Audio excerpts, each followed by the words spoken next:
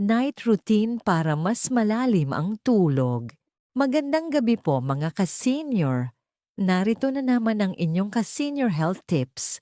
Gabay natin para sa mas maayos na pahinga, mas malinaw na isipan, at mas malakas na katawan kinabukasan. Mga ka-senior, napakahalaga ng tulog sa ating edad. Hindi ito simpleng pahinga lamang. Ito ay panahon ng paghilom, pag-repair, at pagbawi ng lakas ng ating katawan. Habang tayo ay natutulog, ang ating puso ay nagpapahinga. Ang ating utak ay nag-aayos ng mga alaala. At ang ating katawan ay nagre-recover mula sa pagod ng buong araw.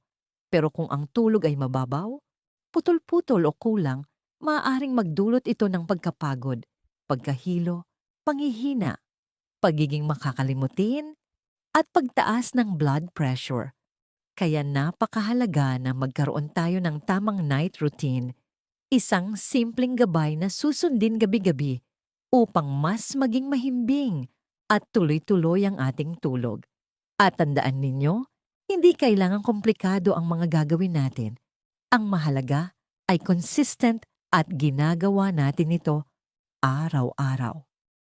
Simulan natin sa pagtatakda ng regular na oras ng pagtulog. Mga ka-senior, ang katawan natin ay may sariling body clock.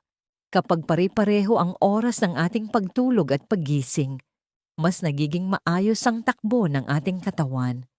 Mas mabilis tayong inaantok kapag oras na ng tulog at mas magaan ang pakiramdam sa paggising.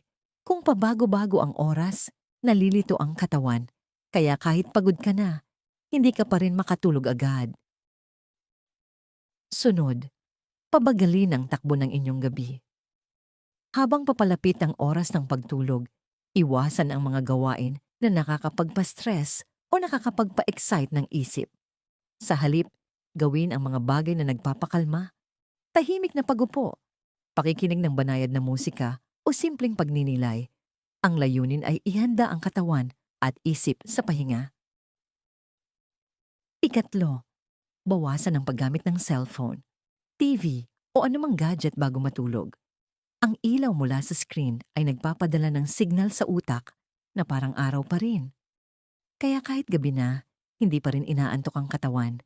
Subukan ninyong itabi ang cellphone kahit 30 minuto bago matulog. Makikita ninyo na mas mabilis kayong aantukin. Ika-4, uminom ng maligamgam na inumin. Ang mainit-init na tubig o gatas ay nakakatulong para ma-relax ang katawan. Parang sinasabi nito sa katawan na oras na para magpahinga. Iwasan lamang ang kape o anumang may caffeine dahil maaari nitong pigilan ng antok. Ika-5, kumain ng tamang pagkain sa gabi. Huwag masyadong mabigat ang hapunan. Kapag puno ang tiyan, nahihirapan ang katawan na magpahinga dahil abala ito sa digestion. Mas mabuting kumain ng magaan at masustansya at iwasan ang sobrang alat at mamantika. Ika-6, ayusin ang inyong kwarto. Ang kapaligiran ay may malaking epekto sa tulog. Siguraduhing malinis ang higaan, maayos ang unan, at komportable ang kama. Panatiling tahimik at hindi masyadong maliwanag ang kwarto. Kung komportable ang paligid, mas madaling makatulog ang katawan. Ika-7, maglaan ng oras para mag-relax.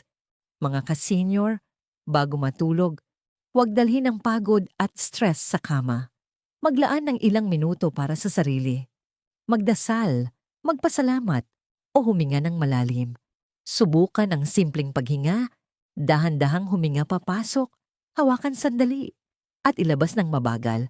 Ulitin ito ng ilang beses hanggang maramdaman ninyong kumakalma ang inyong katawan. Ika-8, mag-stretch o gumalaw ng kaunti. Ang simpleng stretching ay nakakatulong para ma-relax ang muscles at maalis ang tension sa katawan. Kahit ilang minuto lang ay sapat na para maihanda ang katawan sa pahinga. Ika-9, limitahan ang pag-idlip sa hapon.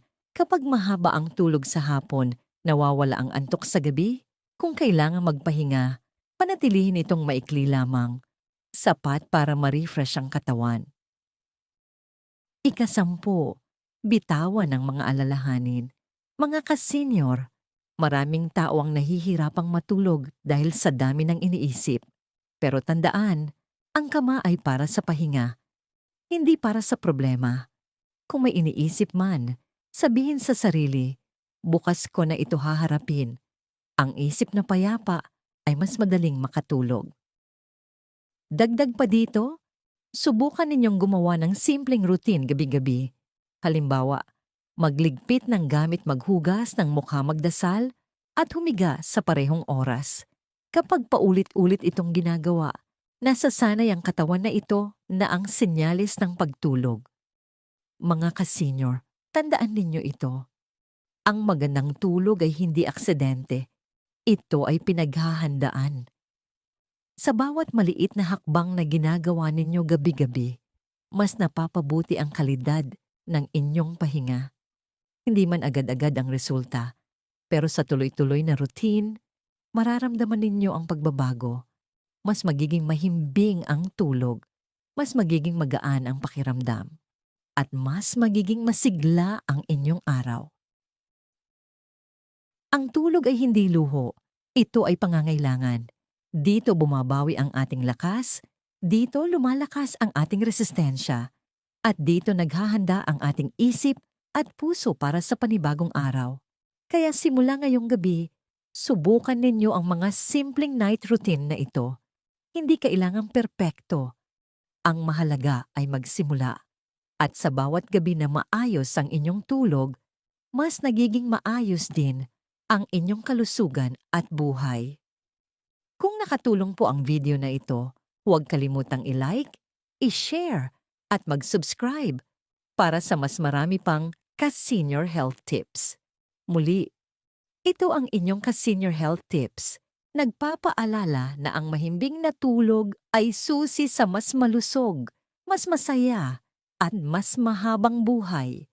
Hanggang sa muli, ka-senior, ingat po kayo lagi at God bless.